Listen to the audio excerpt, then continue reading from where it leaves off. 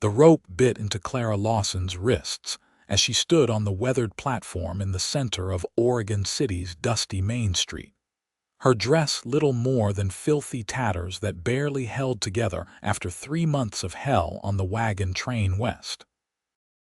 It was June of 1852, and the Oregon Territory sun beat down mercilessly as men gathered around the makeshift auction block, their eyes ranging from pitying to predatory as they assessed her worth. Clara kept her chin high despite the humiliation burning through her veins, despite the hunger gnawing at her belly, despite the fact that she was about to be sold like cattle to pay off debts that were not even hers. Her husband had died 2 weeks into the journey, leaving her with nothing but his gambling obligations to a wagon master who had no qualms about recouping his losses in whatever way he could. "Now, gentlemen, we have ourselves a fine specimen here," Buck Crawford called out, his tobacco-stained teeth visible through his grin. "Young, healthy, can cook and clean. Starting bid is $50. Clara closed her eyes, willing herself not to cry. 23 years old, and this was what her life had come to. She had left Missouri with dreams of a new beginning, and instead found herself being auctioned in the streets like property. The murmuring of the crowd washed over her, individual voices blending into a dull roar until one cut through the noise like a knife. $500. The entire square went silent. Clara's eyes snapped open, searching for the source of that deep, steady voice. Through the crowd, a man pushed forward. Tall, broad-shouldered, wearing a black hat and dusty trail clothes that spoke of long days in the saddle. He could not have been much older than 28 or 30, with sharp features softened only by the serious set of his mouth and the startling blue of his eyes that met hers for just a moment, before returning to Buck Crawford. "Did you say 500, Mr. Lockhart?" Buck's surprise was evident, his eyes widening with greed. "That is what I said." The man's voice was calm, authoritative. "And I will thank you to remove those ropes from her wrists immediately upon payment." Derrick Lockhart counted out the bills with steady hands while Clara watched in stunned silence. $500 was more money than most men in these parts saw in a year. Questions tumbled through her mind faster than she could process them. Who was this man? What did he want with her? And why in God's name had he paid such an exorbitant sum? Buck scurried to untie her bonds, his fingers fumbling with the knots in his eagerness. The moment her hands were free, Clara rubbed at her raw wrists, wincing at the pain. She swayed slightly, lightheaded from days of meager rations and the shock of what had just transpired. A strong hand gripped her elbow, steadying her. She looked up into those blue eyes, seeing something in them she had not expected. Kindness. "Can you walk?" Derrick asked quietly. Clara nodded, not trusting her voice. He guided her through the crowd with a gentleness that seemed at odds with his imposing presence. Men stepped aside without question, and Clara realized that this man commanded respect in Oregon City. Behind them, she could hear Buck's cackling laugh and the resumption of normal market-day chatter, her humiliation already becoming yesterday's gossip. They stopped at a horse, a magnificent bay gelding that stood patiently at the hitching post. Derrick reached into his saddlebag and pulled out a canteen, offering it to her. "Drink slowly," he instructed. "Not too much at once." The water was cool and clean, the best thing Clara had tasted in weeks. She forced herself to heed his warning, taking small sips even though every fiber of her being wanted to gulp it down. When she handed the canteen back, she finally found her voice. "Why did you do that?" Her words came out rougher than intended, hoarse from disuse and emotion. Derrick's jaw tightened as he secured the canteen back in his bag. "No woman should be sold like livestock. It is wrong, plain and simple." $500 is a lot of money to spend on principal. I have got the money to spare. He untied his horse and began walking, clearly expecting her to follow. Clara did, her bare feet aching on the rough ground. My ranch is about an hour's ride from here. I have got a housekeeper, Mrs. Chen, who will help you get cleaned up and properly dressed. Clara stopped walking. And then what? What exactly do you expect from me, Mr. Lockhart? He turned to face her, and she saw a flash of something that might have been hurt in his eyes before it was replaced by understanding. I expect nothing except that you allow yourself to be treated with the dignity every human being deserves. You are not an indentured servant, Miss. Mrs. Clara corrected automatically, then felt foolish. Or I was, Clara Lawson. My husband died on the trail. I am sorry for your loss. Derrick's voice was genuine.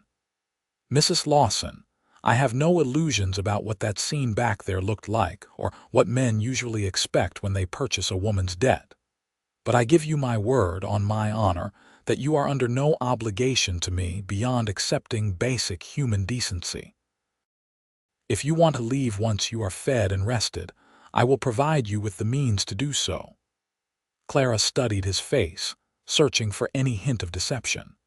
She had learned the hard way that men's words often rang hollow, that promises meant nothing when weighed against desire or greed. But something in Derrick Lockhart's steady gaze made her want to believe him. I have nowhere else to go, she admitted quietly. Then stay as long as you need. He gestured to his horse. Can you ride? Not in this dress. Clara looked down at herself, at the rags that barely covered her. Heat rose to her cheeks. Without a word, Derrick shrugged out of his long riding coat and held it out to her. Wear this. It will cover you better. The coat was warm from his body heat and smelled of leather, sage, and something distinctly masculine that was not unpleasant. Clara wrapped it around herself gratefully, the hem falling nearly to her ankles.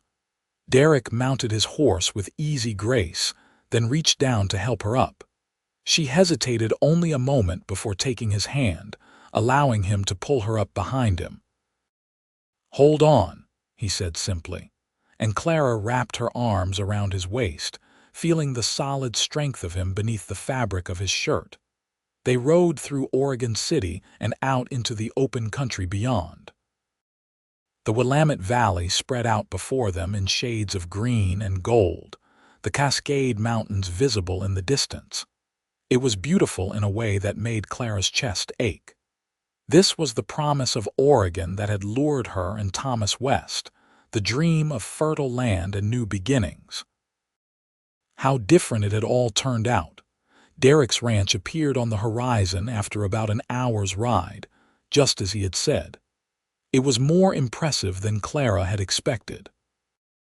A large two-story house painted white with a wraparound porch, surrounded by well-maintained outbuildings, corrals, and what looked like hundreds of acres of grazing land. Cattle dotted the landscape, sleek and healthy. You have done well for yourself, Clara observed as they approached. My father built most of this, Derrick replied. I have just been trying to maintain his legacy since he passed 2 years ago. He dismounted in front of the house and helped Clara down, his hands strong and sure at her waist. Before they could reach the porch steps, the front door burst open and a small Chinese woman rushed out, her face creased with concern. Mr. Derrick, you were gone so long I was worrying. Her English was accented but clear. Then her sharp eyes landed on Clara, taking in the coat, the dirty face, the bare feet. Oh, you poor thing, come inside right now, Mrs. Chen. This is Clara Lawson. She will be staying with us. Derrick's tone brooked no argument, though Clara saw the questions in the older woman's eyes. She needs a bath, clean clothes, and a good meal. Can you help her? Of course. Mrs. Chen bustled forward, taking Clara's arm with gentle firmness. You come with me, dear. We will get you fixed up properly. Mr. Derrick, You go take care of that horse and do not track mud in my clean house." Despite everything, Clara almost smiled at the way Mrs. Chen scolded her employer. Derrick caught her eye and gave her a small nod before heading back toward the barn, leading his horse. The interior of the house was as impressive as the exterior. Clean, well-furnished, with curtains on the windows and rugs on the polished wood floors. It spoke of a man who valued his home, who had built something substantial out here in the Oregon Territory. Mrs. Chen led Clara upstairs to a bedroom that was larger than any space Clara had occupied in her entire life. A four-poster bed dominated the room, covered with a quilt that looked handmade. A wardrobe stood against one wall, and through another door, Clara could see a bathing room. "You sit, Mrs. Chen ordered, pointing to the bed. "I will bring hot water for bath. You are very thin. When did you last eat proper meal?" "I do not remember," Clara admitted. Mrs. Chen clicked her tongue disapprovingly and hurried out. Clara sat gingerly on the edge of the bed, almost afraid to touch anything with her filthy hands. She looked down at herself, at Derrick's coat still wrapped around her, and wondered again what strange twist of fate had brought her here. True to her word, Mrs. Chen returned quickly with the help of two ranch hands who carried buckets of hot water to fill the large copper tub in the bathing room. Once they were gone, Mrs. Chen helped Clara out of her ruined dress, clicking her tongue at every bruise and scrape she uncovered. The bath was heaven. Clara sank into the hot water and felt weeks of grime and sorrow begin to wash away. Mrs. Chen provided soap that smelled of lavender and a soft cloth, then discreetly left Clara to her privacy. For the first time since Thomas died, Clara allowed herself to cry. Silent tears rolled down her cheeks as she scrubbed her skin clean, mourning not just her husband but the life she had thought she would have. Thomas had not been a bad man, just weak. Weak enough to gamble away money they did not have. Weak enough to drink contaminated water when she had warned him not to. Weak enough to leave her alone and destitute in a wagon train full of strangers. And now she was here, in a strange man's house, dependent on his charity. But there was something about Derrick Lockhart that made her feel safe for the first time in months.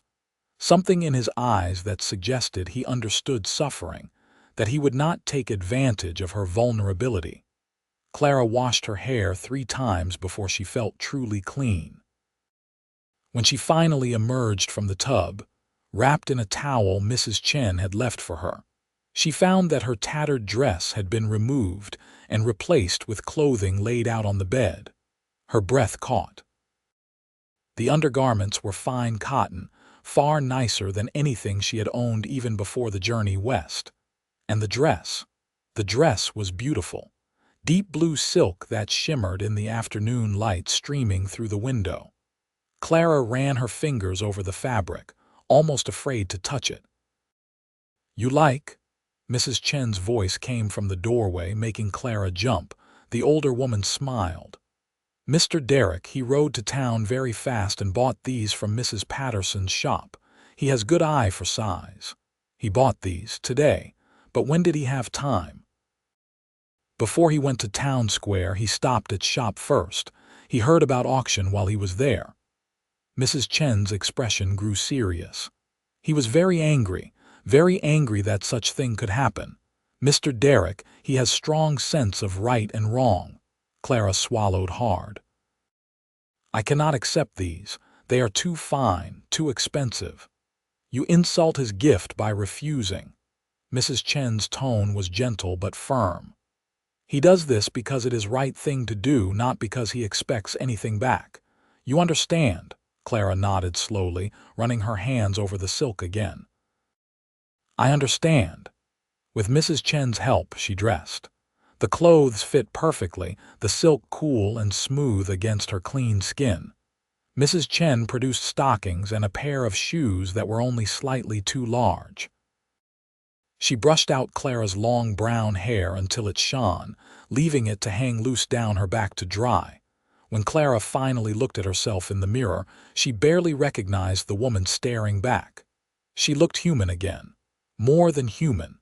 She looked like a lady. "Now you come eat, Mrs. Chen announced. "You are too skinny, we fix that." The dining room downstairs held a table that could easily seat 12, but only one place was set. Clara hesitated in the doorway. "Where is Mr. Lockhart? He eats later. Now is your time, Mrs. Chen guided her to the chair and within moments began bringing out food. Roasted chicken, fresh bread, vegetables, potatoes swimming in butter. Clara's stomach growled audibly. "Eat slowly," Mrs. Chen warned, echoing Derrick's earlier advice about the water. "Small bites. Your stomach needs to remember how to be full." Clara tried to follow the instruction, but it was difficult when everything tasted so good. She had not realized how close to starvation she had come until food was in front of her. Mrs. Chen watched her like a hawk, occasionally pushing more food onto her plate. "You were married?" Mrs. Chen asked as Clara ate. "Yes, my husband and I were traveling from Missouri. He died of cholera 2 weeks into the journey. And the wagon master, he sold you to pay debts." Clara's hands tightened around her fork. "Yes," Mrs. Chen shook her head. "Bad man, very bad, but you are safe now. Mr. Derrick, he will protect you." "Why?" The question burst out of Clara before she could stop it. "Why would he spend so much money on a stranger? What kind of man does that?" Mrs. Chen was quiet for a long moment, her weathered face thoughtful. "You know his father?" "No." "His father was very rich man, very important. When Mr. Derrick was young boy, maybe 10 years old, his mother tried to leave. She was unhappy in marriage. Father caught her, brought her back. After that, she was like prisoner. No freedom, no choices. Mr. Derrick, he watched his mother lose herself little by little until she died when he was 18. He swore then that no woman would ever be trapped if he could help it." Clara's throat tightened with emotion. "She died." "Her body lived until he was 18, but her spirit died much sooner." Mrs. Chen patted Clara's hand. "Mr. Derrick, he sees woman being sold in street, he sees his mother. He cannot save her, but he can save you. You understand?" "I think so." Clara's voice was barely a whisper. "Good. Now eat more. You need strength." That night, Clara lay in the comfortable bed in her borrowed room and stared at the ceiling. The sheets were clean and soft, the mattress more comfortable than anything she had slept on in months. But sleep eluded her. Her mind kept replaying the day, from the humiliation of the auction block to the strange kindness of Derrick Lockhart. She thought about what Mrs. Chen had told her about his mother, about a boy watching helplessly as his mother was trapped in a gilded cage. It explained so much about the man who had bid $500 to save a stranger. But it also raised new questions. What did he expect from her now? He had said she was free to leave, but where would she go with no money and no prospects? The next morning, Clara woke to sunlight streaming through lace curtains. For a moment, she forgot where she was and panic seized her. Then memory returned, and with it, a strange sense of calm. She rose and dressed in another outfit she found laid out on the chair. This one was simpler than yesterday's silk dress, a practical calico in pale green that was still nicer than anything from her old life. Downstairs, she found Mrs. Chen in the kitchen, already preparing breakfast. "Good morning. You sleep well?" The older woman's smile was warm. "Very well, thank you. Can I help?" Mrs. Chen looked surprised, then pleased. "You know how to cook?" "I am a farmer's daughter from Missouri. I know my way around a kitchen." "Good, good. You can help make biscuits. Mr. Derrick, he loves my biscuits." They worked together companionably, and Clara found herself relaxing into the familiar rhythm of cooking. It felt good to be useful, to contribute something rather than just accepting charity. Derrick came in from the morning chores just as they were setting breakfast on the table. He stopped in the doorway when he saw Clara, his eyes widening slightly. "Good morning," he said, removing his hat. "I trust you slept well." "Yes, thank you, and thank you for the clothes. They are too generous. They are necessary." He moved to the table and held out a chair for her. The gentlemanly gesture surprised her, and she sat carefully. "I am not used to being waited on," Clara admitted. "Then we are even, because I am not used to having guests." Derrick took his own seat across from her. "Usually it is just Mrs. Chen and myself rattling around in this big house." Breakfast was a surprisingly comfortable affair.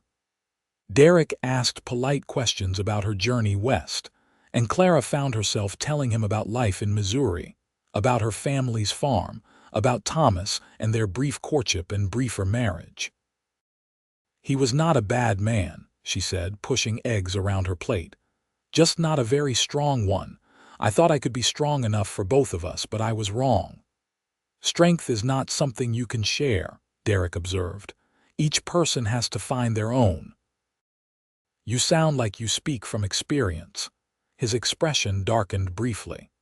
"My father was one of the strongest men I knew in all the worst ways. He never bent, never compromised, never showed mercy. I spent my whole life trying not to become him. I think you have succeeded." Clara met his eyes. "A man like your father would never have done what you did yesterday." "No, he would not have." Derrick's voice was quiet. "He would have called it weakness, sentiment. He believed in taking what you wanted and damn the consequences." "What happened to him?" "He died in a riding accident 2 years ago. Broke his neck trying to break a wild horse that everyone told him was unbreakable." Derrick's laugh was bitter. Even at the end, he had to prove he was stronger than nature itself. Clara wanted to reach across the table to offer some comfort, but she did not know if it would be welcome. Instead, she said, "I am sorry. Complicated relationships with parents are their own kind of grief." "Yes." Derrick cleared his throat and seemed to shake off the dark mood. "Do you ride?" The change of subject was abrupt but welcome. "I used to back home. Not very well, but I can stay on a horse." "Good. I thought you might like to see the ranch properly. Unless you would prefer to rest more." The truth was, Clara was restless. After months of forced inactivity on the wagon train and then the terrible last weeks, she craved movement, fresh air, purpose. "I would like that very much." After breakfast, Derrick led her to the barn. It was clean and well organized with a dozen horses in various stalls. He stopped at one holding a gentle-looking mare with a coat the color of honey. "This is Buttercup. She is the calmest horse we have got, perfect for an unpracticed rider." "Buttercup?" Clara could not help but smile. "That does not seem like a name you would choose." Derrick's ears reddened slightly. "Mrs. Chen named her. I was outvoted." He saddled Buttercup with efficient movements while Clara watched, then helped her mount. His hands at her waist were impersonal but sent an unexpected flutter through her stomach. She pushed the feeling away, disconcerted by her own reaction. They rode out into the ranch proper, and Derrick pointed out various features. The cattle operation, the hay fields, the line shacks where ranch hands stayed during the height of working season. He had 6 full-time employees and hired additional help as needed. It was an impressive operation for a man so young. "How did you learn all this?" Clara asked as they paused on a ridge overlooking a valley where cattle grazed peacefully. "My father, for all his faults, was an excellent rancher. I learned from watching him, then did things my own way after he died. The men respect me because I work alongside them, not just order them around from the comfort of the house." "That is admirable," Derrick shrugged. "It is just right. My father believed he was above physical labor. I believe honest work never hurt anyone." They rode for hours, and Clara felt her strength returning with every passing moment. The Oregon sun was warm but not oppressive, the breeze carrying the scent of grass and wildflowers. For the first time since leaving Missouri, she felt something like hope stirring in her chest. As they returned to the barn, Derrick asked, "What will you do now?" The question was gentle but direct. Clara had been avoiding thinking about it, but she knew it needed to be addressed. "I do not know," she admitted. "I have no money, no family here. I suppose I need to find work of some kind." "What kind of work?" "Cooking, cleaning, sewing. Whatever someone will pay me to do." She dismounted, trying to maintain her dignity despite her uncertain future. Derrick dismounted as well and stood looking at her for a long moment. "I have a proposition." Clara's guard went up immediately. "What kind of proposition?" "Nothing improper, I assure you." He held up his hands. "Mrs. Chen has been asking for help for the past year.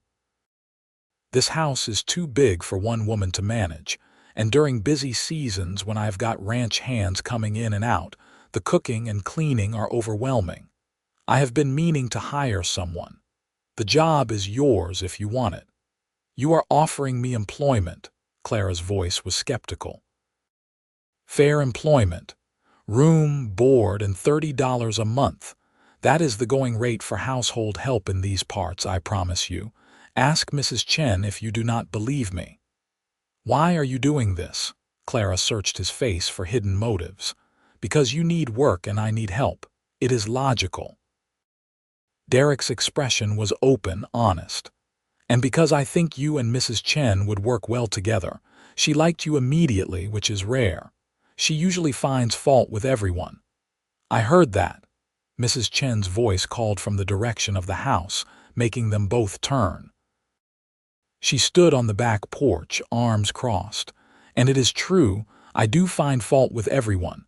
But Miss Clara, she has good heart, I see it." Clara felt emotion welling up in her throat. "I do not know what to say." "Say yes," Derrick said simply. "Stay here. Do honest work. And when you have saved enough money to strike out on your own, you will have the means to do so. No strings, no obligations beyond the work itself." It was too good to be true. Every instinct Clara had developed over the past difficult months told her to be suspicious, to look for the trap. But when she looked into Derrick's eyes, she saw only sincerity. "Yes," she said softly. "Yes, I will stay." The smile that crossed Derrick's face was like sunrise, transforming his serious features into something almost beautiful. "Good. That is good." They stood there in the barn doorway, the moment stretching between them, charged with something Clara was not ready to name. Then Mrs. Chen called again, breaking the spell. "Are you two going to stand there all day? Lunch will not cook itself." Clara laughed, surprising herself with the sound. When had she last laughed? Derrick grinned in response and gestured toward the house. "After you, Miss Lawson." "Clara," she corrected. "If we are going to be working together, it should be Clara. Then you should call me Derrick." They walked back to the house together, and Clara felt the first real stirring of hope she had experienced in months. The days that followed fell into a comfortable rhythm. Clara woke early each morning and helped Mrs. Chen prepare breakfast. Then, while Derrick went out to manage the ranch, the two women tackled the endless tasks of running a large household. Clara discovered she had a knack for organization, streamlining systems that Mrs. Chen had been struggling with alone. "You are a gift from heaven," Mrs. Chen declared one afternoon as they worked together to prepare a large batch of bread. "I tell Mr. Derrick he needs help for so long, but he is a stubborn man. Now you are here and everything is better." "I am grateful to have work," Clara replied, kneading dough with practiced hands, "and to have a safe place to sleep." "You had bad time," Mrs. Chen observed. "But bad times pass. Good times come, you will see." Clara wanted to believe her, but trust did not come easily anymore. Still, there was something healing about the routine, about having purpose and tasks to complete.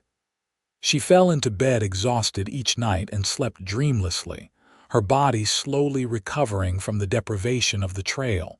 Derrick was a model employer.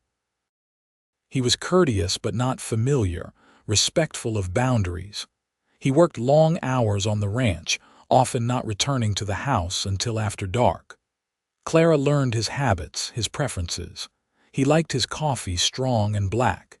He ate whatever was put in front of him without complaint.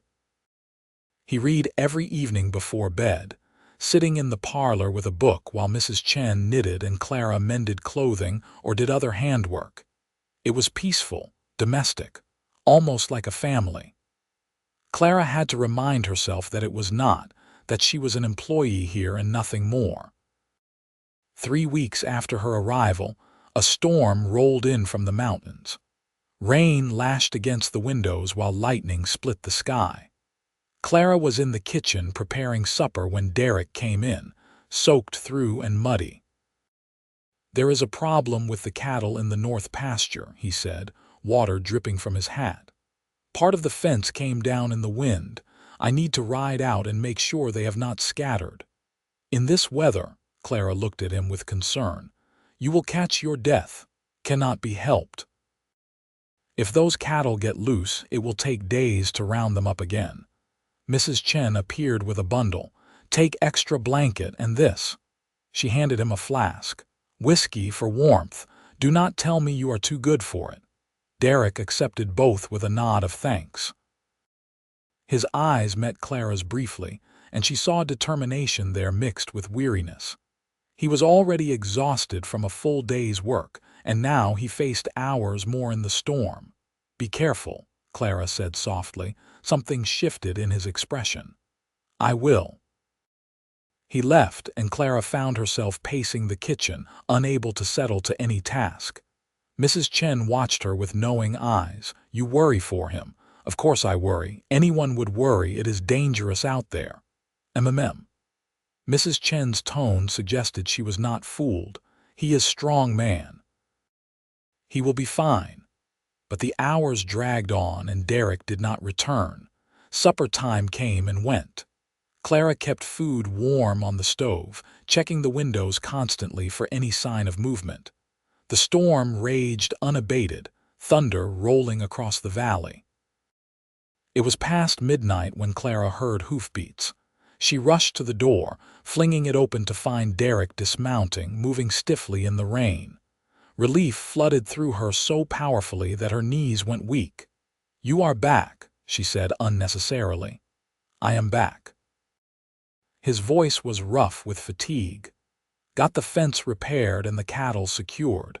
They should be fine until morning." "You are frozen." Clara could see him shivering. "Come inside immediately." She helped him into the kitchen, pulling out a chair near the warm stove. His clothes were completely soaked, his lips tinged blue. Clara's nursing instincts kicked in, honed from taking care of Thomas during his final illness. "You need to get out of those wet clothes now before you catch pneumonia." Derrick looked at her, something unreadable in his eyes. "Clara, I am not going to stand on ceremony when your health is at stake." "Mrs. Chen," she called up the stairs. "I need dry clothing for Mr. Derrick." Between the two of them, they bullied him into changing into dry clothes while they heated water for tea and warmed the food Clara had kept ready. When Derrick was finally settled at the table with a steaming plate and hot tea, color was beginning to return to his face. "You did not need to wait up," he said.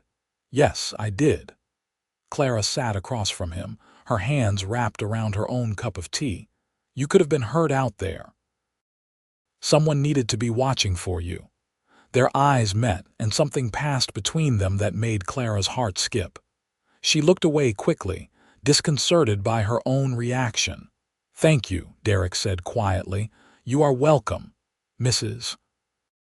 Chen," standing in the doorway, smiled to herself and disappeared back upstairs. After that night, something changed between Clara and Derrick.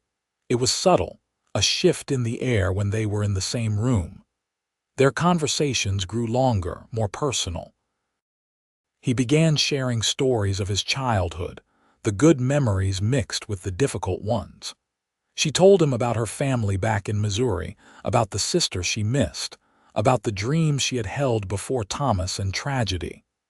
"You regret coming west?" Derrick asked one evening as they sat on the front porch watching the sunset paint the sky in shades of gold and crimson. Clara considered the question carefully. "I regret how things happened. But no, I do not regret coming here. Missouri was not ever going to be anything but what it was. Oregon is possibility. What kind of possibility? I do not know yet. That is what makes it possibility instead of certainty." She glanced at him. "What about you? Do you ever think about leaving, going somewhere else?" "Where would I go? This ranch is everything my father built and everything I have made of myself. It is home." Derrick's voice was firm. "Besides, I like it here. I like the challenge of building something lasting." "You are building more than your father did," Clara observed. "You are building something good." "I hope so." He was quiet for a moment. "You know, before you came, this house felt like a monument, beautiful but empty. Now it feels like a home." Clara's breath caught. "Derrick, I am not saying that to make you uncomfortable. I just want you to know that you have made a difference here." "To Mrs. Chen, to the ranch." He paused. "To me."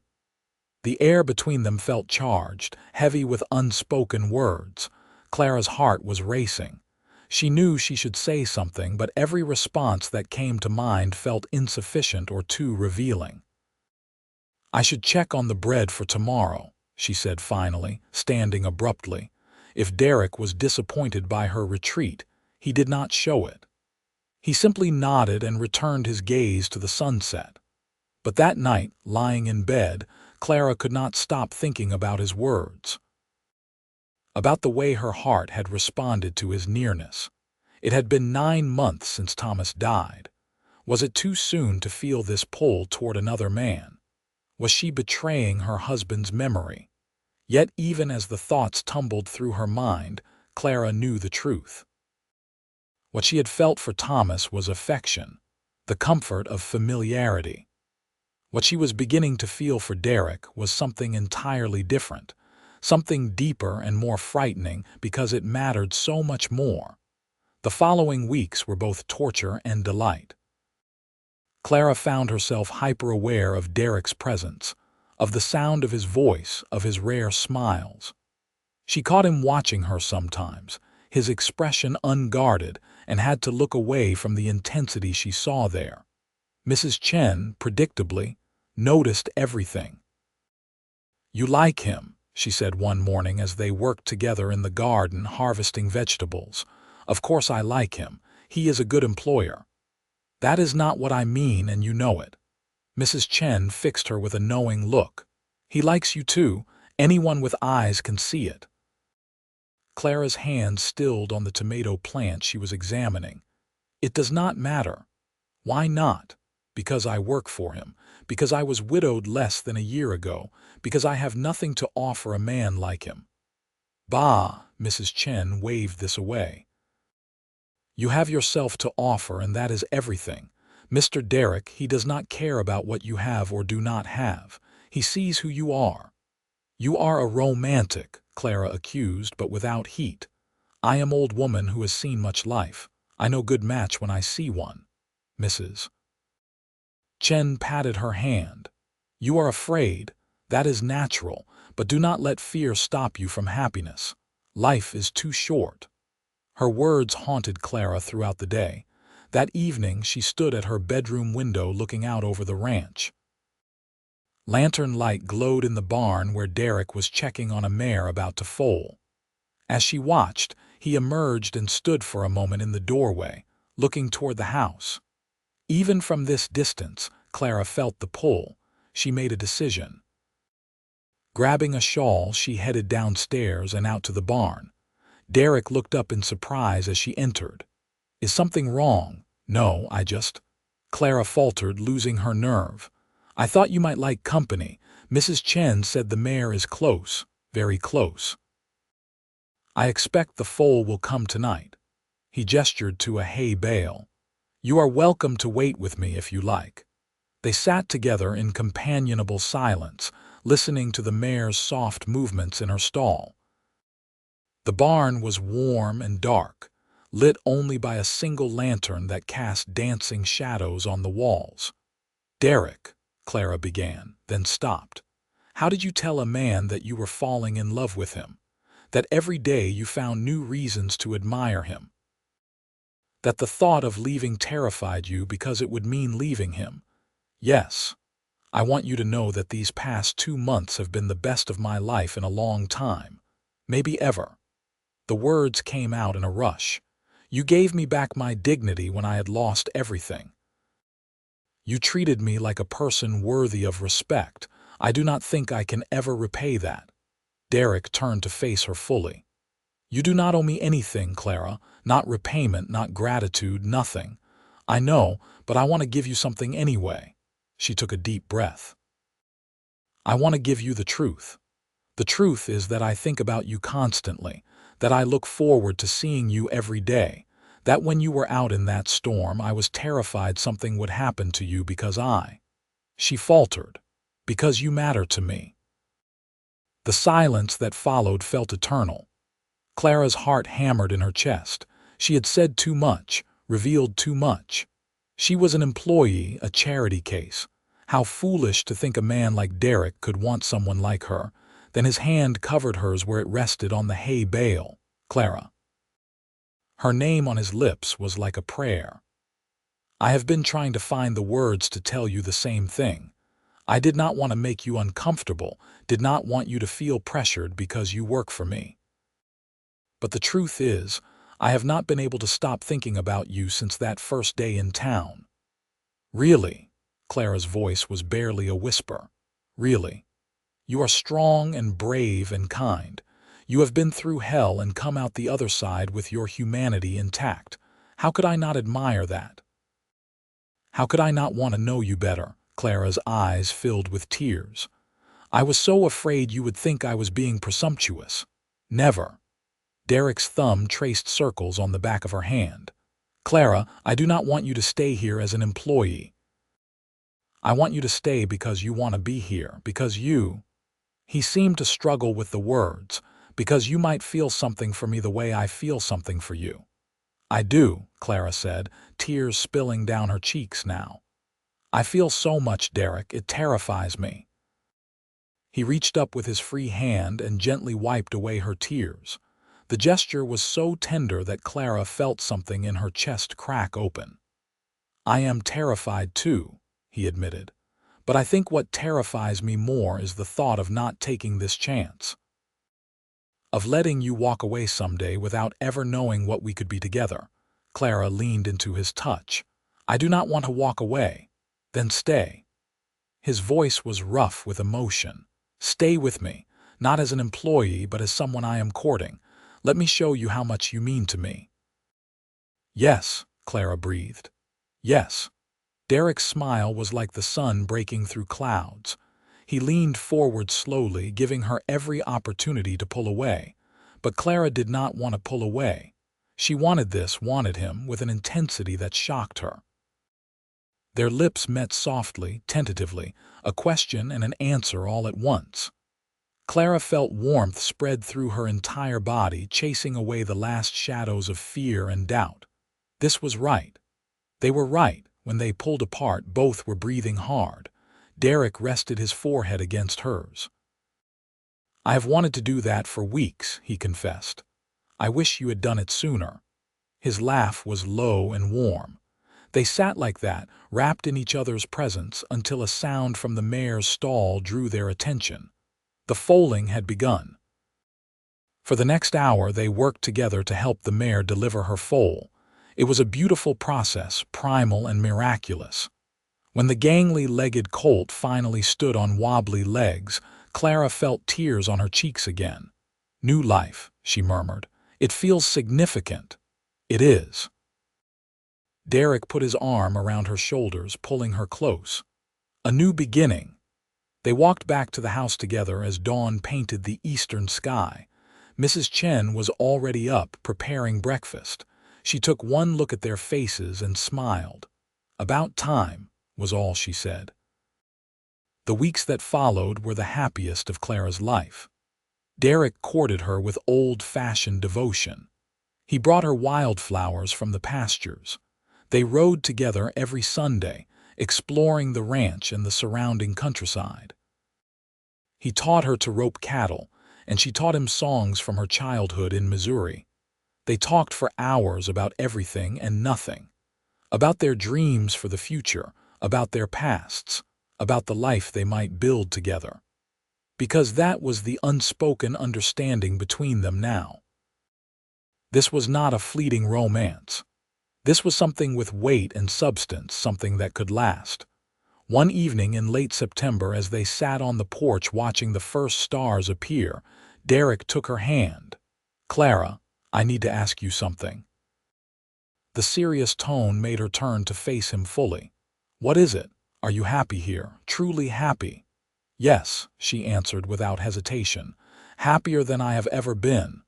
"Would you want to stay here permanently?" Clara's heart began to race. "What are you asking, Derrick?" He slid from his chair to one knee, still holding her hand. "I am asking you to marry me. I know it has only been a few months, and I know you have been through so much. But Clara, I love you. I love your strength and your kindness and the way you make this house feel like a home. I love the sound of your laugh and the way you bite your lip when you are concentrating on something. I love everything about you, and I want to spend the rest of my life showing you how much." Clara could not speak past the lump in her throat. She had never imagined feeling this way, this overwhelming surge of love and joy and absolute certainty. "Yes," she finally managed. "Yes, Derrick, I will marry you. I love you too, so much it frightens me sometimes." He rose and pulled her into his arms, kissing her with a passion that left them both breathless. When they finally broke apart, they were both laughing and crying at once. Mrs. Chen appeared in the doorway, looking satisfied. "Good. Now I can start planning wedding. About time you made it official." They were married 3 weeks later in the small church in Oregon City. It was a simple ceremony, attended by Mrs. Chen, the ranch hands, and a few of Derrick's friends from town. Clara wore a dress of cream silk that Derrick had commissioned specially, and carried a bouquet of autumn wildflowers. As she walked down the aisle toward him, Clara thought about how far she had come. From the auction block in rags to this moment in silk, from despair to hope, from loneliness to love. Derrick's eyes never left her face, and the love she saw there made her feel like the most precious thing in the world. "Dearly beloved," the minister began, and Clara felt her heart swell with joy. The vows they spoke were traditional, but the emotion behind them was anything but ordinary. When Derrick slipped the ring on her finger, his hand trembled slightly. When she spoke her promises to him, her voice was thick with tears. "I now pronounce you man and wife. You may kiss your bride." Derrick cupped her face gently and kissed her as if she was something infinitely precious. Clara poured everything she felt into that kiss, every bit of love and gratitude and promise for the future. They held a simple reception at the ranch, Mrs. Chen having outdone herself with food and decorations. As the sun set and lanterns were lit, Derrick led Clara in a dance on the front lawn, humming a waltz since they had no musicians. "Happy," he murmured against her hair. "Beyond words," Clara replied, resting her head on his shoulder. "I never thought I could feel this way, neither did I. But here we are." "Here we are," Clara echoed, and in those simple words was a world of meaning. That night in the bedroom they now shared, Derrick was gentle and patient with her. Their lovemaking was tender, a physical expression of the emotional bond they had forged. Afterward, Clara lay in his arms, listening to his heartbeat beneath her ear.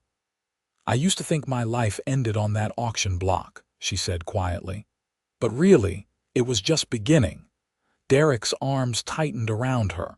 "You saved me just as much as I saved you, Clara.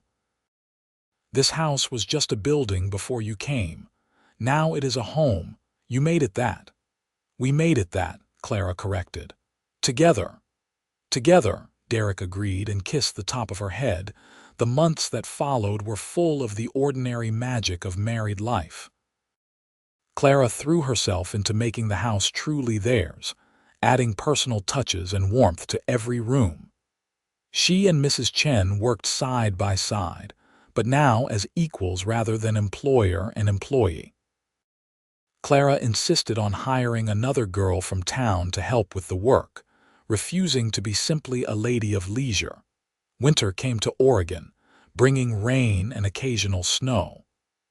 Clara and Derrick spent long evenings by the fire, reading aloud to each other or simply talking. They discovered they shared a love of Shakespeare and would sometimes act out scenes from his plays, making Mrs. Chen laugh at their dramatic antics. In the spring, Clara realized she was pregnant. The joy on Derrick's face when she told him was something she would treasure forever. "A baby," he kept repeating as if he could not quite believe it. "We are going to have a baby." "Are you happy?" Clara asked, though she could see he was. Happy does not begin to cover it. He pulled her close, resting his hand on her still flat stomach. "A child, our child." "Are you hoping for a boy or a girl? I do not care. As long as they are healthy and you are safe, nothing else matters." As Clara's belly grew, Derrick became almost comically protective. He tried to prevent her from doing any work at all, until she finally had to sit him down and explain that she was pregnant, not made of glass. "I need to stay active," she insisted. "The doctor said so. You have to trust me to know my own limits." "I just want you safe," Derrick said, looking so concerned that Clara's heart melted. "I am safe. I have got you and Mrs. Chen and the best doctor in Oregon Territory. Everything will be fine." In November, after a surprisingly easy labor, Clara delivered a healthy baby boy. They named him Daniel, and from the moment Derrick held his son for the first time, Clara knew their family was complete. Watching her husband cradle their infant son, tears streaming down his face, Clara thought about the journey that had brought them here. About the auction block and the cowboy who had bid high. About the silk dress that had made her feel human again. About the slow, steady building of trust and then love. "He is perfect," Derrick whispered, looking up at Clara with wonder. "You are both perfect." "We are a family," Clara said, reaching out to touch her son's tiny hand. "Yes," Derrick agreed, moving to sit beside her on the bed. "We are." The years that followed were full of the joys and challenges of raising a child and running a ranch. Daniel grew into a sturdy, happy boy with his father's blue eyes and his mother's stubborn chin.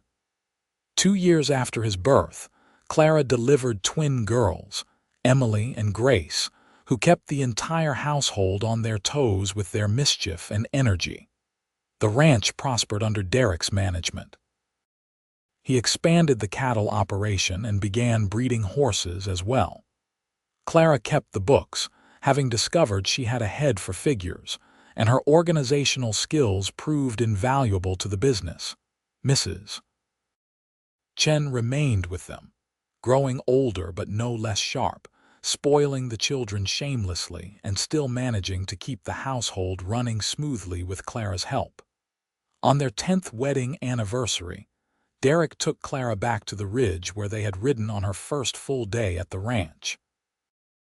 "I wanted to bring you here," he said as they dismounted, "to where I first realized you were going to change my life." "You realized that so quickly," Clara was surprised. "I saw something in you that day, a strength, a light that had been dimmed but not extinguished. I think even then I knew you were special." Derrick pulled her into his arms. "These have been the best 10 years of my life, Clara. Every morning I wake up grateful that I went into town that day, that I was there when you needed someone." "I was so angry at first," Clara admitted. "So humiliated and broken, but you gave me back my dignity. More than that, you gave me a life worth living and a love worth having. We gave those things to each other." Derrick kissed her softly. I love you more today than I did 10 years ago, and I will love you even more 10 years from now. Promise? Clara smiled. Promise. They stood together looking out over the land they had built a life on, their children playing in the valley below under Mrs. Chen's watchful eye. The Oregon sun was warm, the breeze gentle. In the distance, cattle grazed peacefully. Clara thought about the girl in rags on the auction block, lost and despairing. She thought about the cowboy who had bid high, who had seen her worth when she could not see it herself. She thought about silk dresses and new beginnings, about love that grew slowly and surely like crops in good soil. No regrets? Derrick asked, as if reading her thoughts. Clara looked at her husband, at the life they had built together, at their children playing in the sunshine. She thought about the years ahead, the grandchildren they would someday have, the legacy they were creating. Not a single one, she said firmly. This is exactly where I am meant to be. With me, with you, always with you.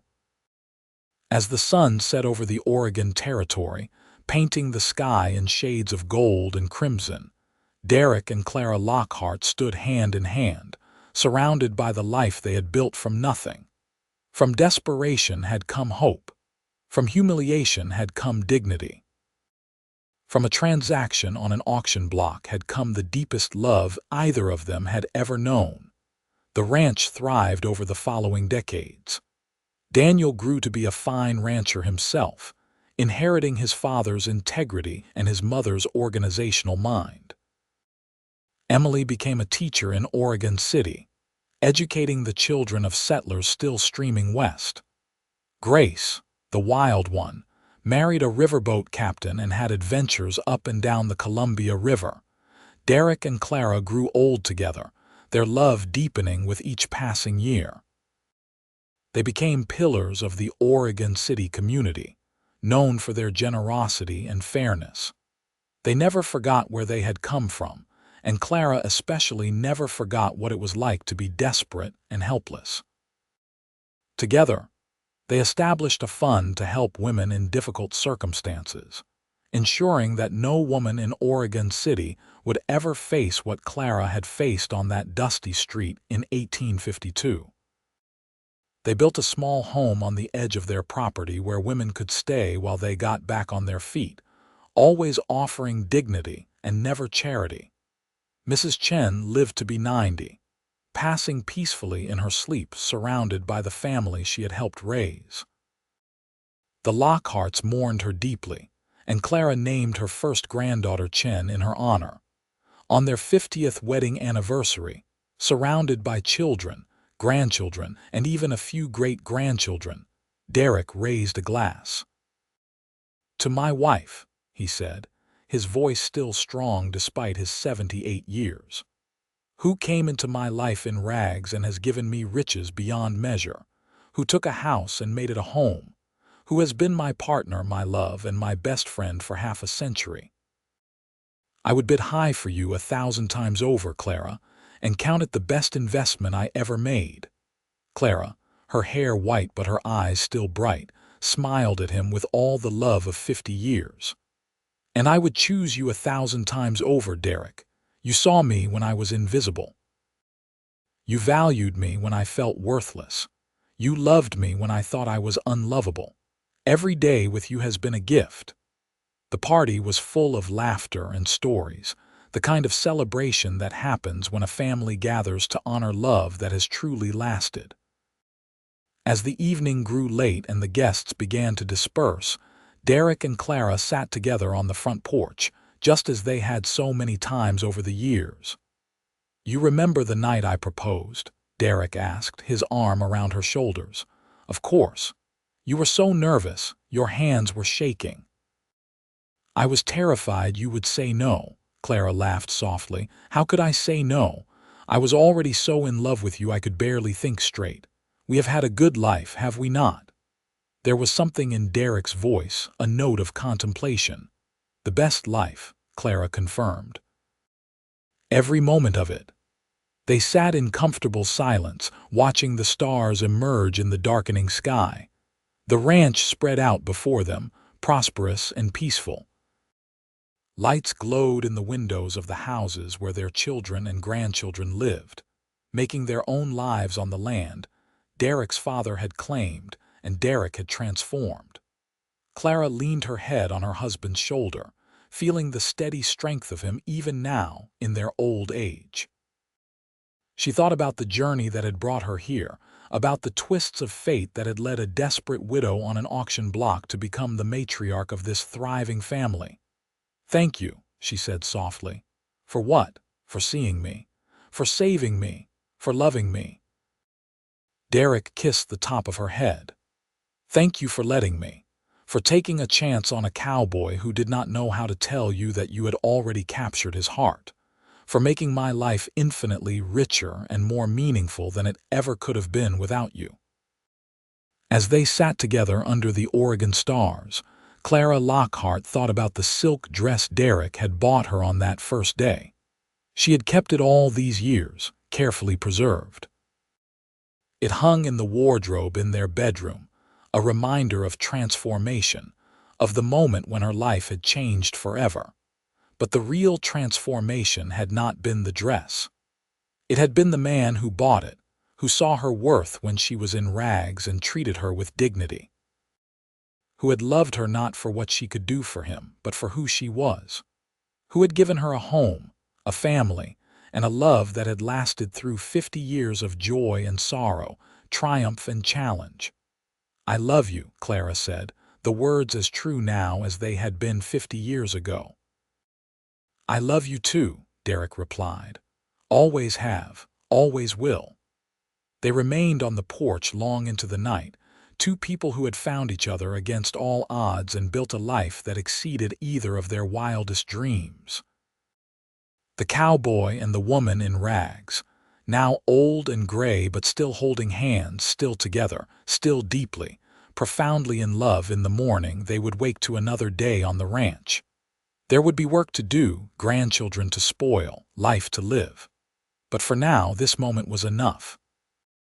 This perfect, peaceful moment of love and contentment, earned through years of commitment, trust, and the choice they made every single day to choose each other. The stars wheeled overhead. The wind whispered through the Oregon grass.